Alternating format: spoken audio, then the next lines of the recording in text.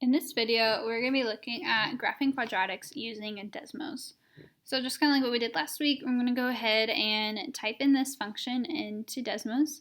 And using that graph, I'm going to identify the vertex, the zeros, and then the y-intercept. And then I'm actually going to use these points to go ahead and graph this by hand myself.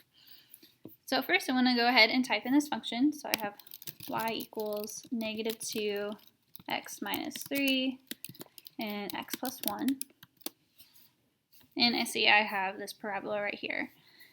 Since this is pointing down, my vertex is going to be my highest point.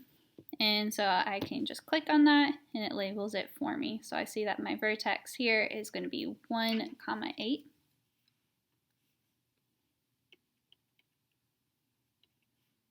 My zeros, that's just going to be my x-intercepts or my roots or solutions. Remember, those all mean the same thing. So I'm looking to see where this crosses the x-axis. And so I see that's going to be at the points -1, 0 and 3, 0. Again, my zeros are just where it crosses the x-axis.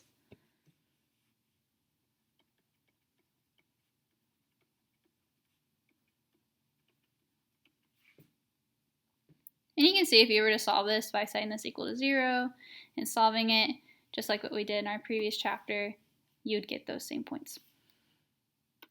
And then my y-intercept, that of course is where it crosses the y-axis.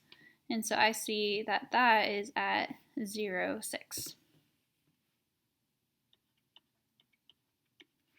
So now to graph this, I'm just going to go ahead and plot all those points. So my vertex is at 1, 8.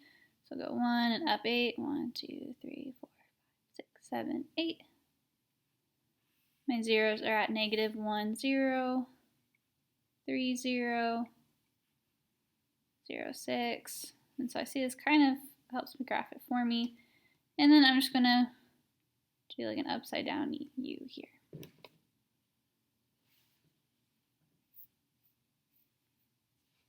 Okay, let's try another one. So now this one is 4x squared minus 1.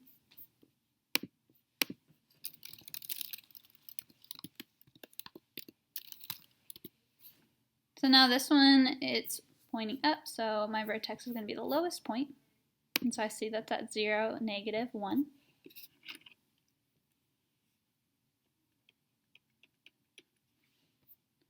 My zeros are where it crosses the x-axis, and so I see that's at -0.5 and 0.5.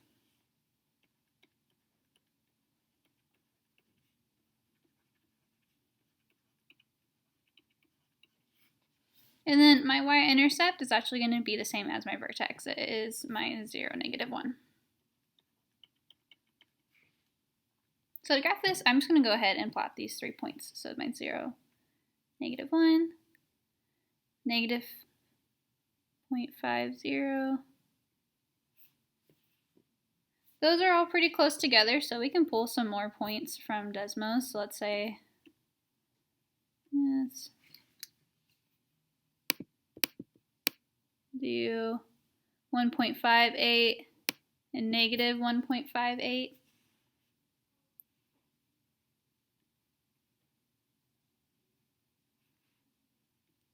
And then draw my curve from there.